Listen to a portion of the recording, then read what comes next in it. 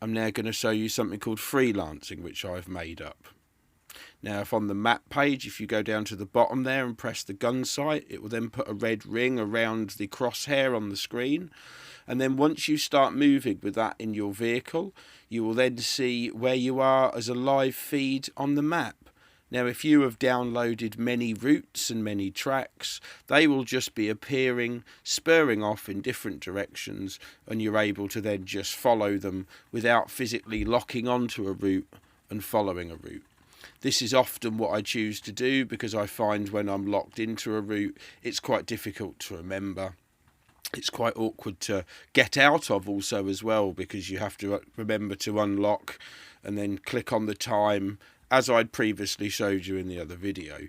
So I find often this freelancing idea that I'd had is a far easier way to use Viewranger, because it's a bit like having a paper map that's open and you can scroll around in at any given point, and you can press that crosshair button down the bottom and that will show you exactly where you are on the map, and it was always zero you in back to your location.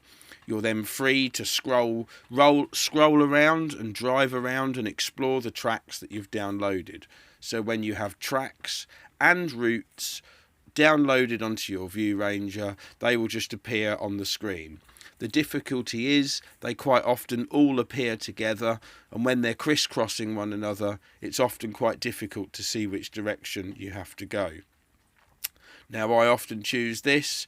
This is good for just having on in the car when you're driving along. Open Viewranger, make sure you're on the second tab in from the left there, and that will just give you live update.